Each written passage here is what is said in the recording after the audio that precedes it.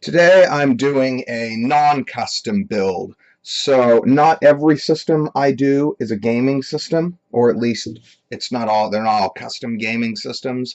I get quite a bit of mid-level to high-level business grade. Some like consumer grade, HP, Dell, that type stuff, but a lot more with the business context I have. I get business grade stuff, so Dell workstations, HP workstations, items like that. They make awesome home computers. These things usually will outperform the stuff that you're going to get in stores on the lower end, and even some cases on the mid range. And even when they don't straight up outperform, they will often still be better machines. They'll be of higher quality, which these business grade ones, these are usually premium grade business workstations, so they are higher quality machines than your standard plastic off the shelf Dells that you'll find at Best Buy. But sometimes they'll also have more hard drive capability, beefier power supplies, stuff like that. So I like to use these as the base of fairly capable, just your home computer. So if someone's going to buy a used computer, I figure, well, why buy a used, low end Dell for 150, $200 if you can buy a used, workstation that was a $2,500, $3,000 computer brand new at the same price, and it was often the same generation of hardware that you're going to get if you buy that low end Best Buy off the shelf machine. So this is a focus on the build that I do on my non-customs, so exactly what I do. This particular machine, for reference, is an HP Z400 workstation. This particular unit is I believe, Xeon W3530. This is the exact same chip. I'm gonna mention it on my ad when I actually post this for sale. But this is the exact same chip as an i7 930. It's literally the same processor. The W series chips, they have the Xeon features, but they are almost direct comparisons to the i7 chip. This particular unit has 12 gigs of RAM. I don't even know what the video card is, just something low end. I'll probably offer. I received these in a bulk load. I think I got 12 of them. I'll probably offer a few of these with video cards that are, well, probably a few of them I'll offer with older gaming cards, older GTX 2 series cards. Two GTS 250s, GTX 260s, stuff like that. And those will be advertised as basically low-end gaming desktops. So for people who aren't necessarily looking to play the latest and greatest games, but they want a decent computer that can do some mid-level gaming, some fun stuff. And then I'll probably put together a couple with some newer cards, maybe like a GTX 460, 560, something like that.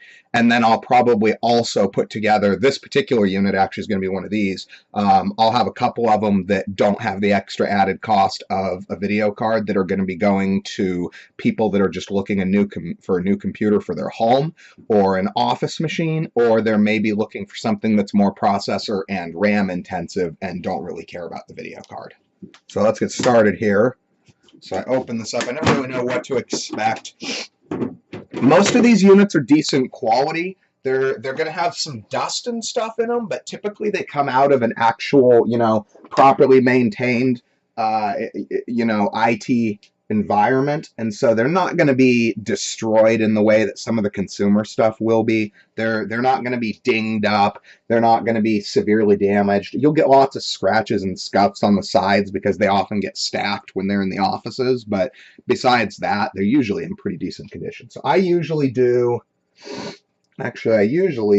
a vacuuming. Hang on, let's get a little loud. I'm sure we'll do that later. Usually do a light vacuuming. I dust them out. Usually, this one's actually pretty clean. It just needs a little bit of dusting, so you don't have the entire bottom of the unit covered in dust. But this one's actually pretty clean.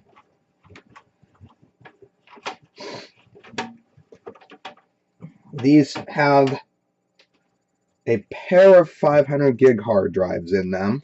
So I like to check those, make sure those are reasonably clean. They actually are, as you can see here. It's still shiny. It's not covered in dust, which is actually surprised how clean this unit is. Okay.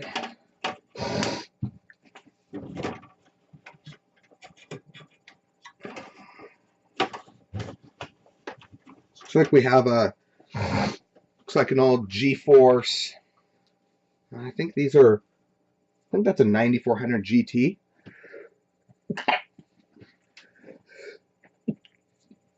It's not a super high-end card, but it's got HDMI, DVI, VGA, anything that anybody that's not looking to do, high-end gaming, it'll be fine for your generic Facebook stuff, YouTube browsing, stuff like that. It's not really a gaming card though.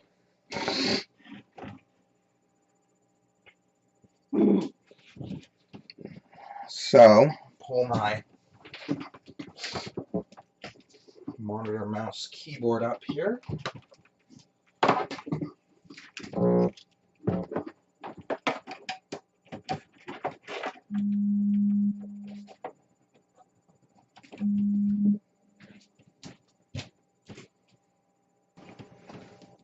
Okay, so as you can see, I did leave one of the hard drives unplugged. The reason for that is because when you do a Windows install, you only want to have the drive that it's going to be installed on installed, because Windows likes to forcibly install in a hidden way required system files on a second drive. And it's completely random. Sometimes it does it, sometimes it doesn't. So what'll happen is if I leave both drives plugged in, some of the times it'll install critical system files on the secondary drive, and you don't know until for any reason you have to take the primary or you have to take the secondary drive out, and then the system won't boot. So I like to only have the drive I'm going to install Windows on plugged in, get it completely set up, updated, ready to go, and then I plug in the second drive. So let's get this going here.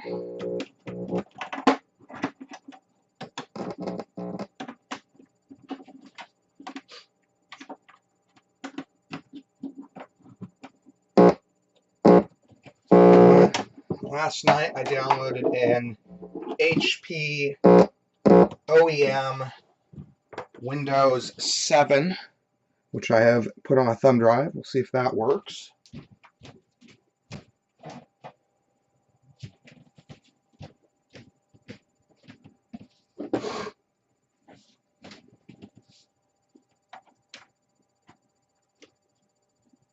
Okay, see what we get.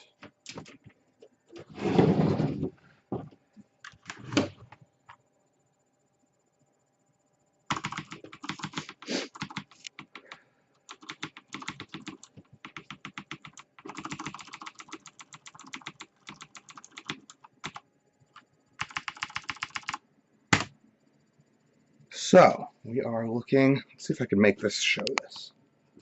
You can't really see it. But we're looking good. So we've got W3530, 2.8 gigahertz, 12 gigs RAM, and then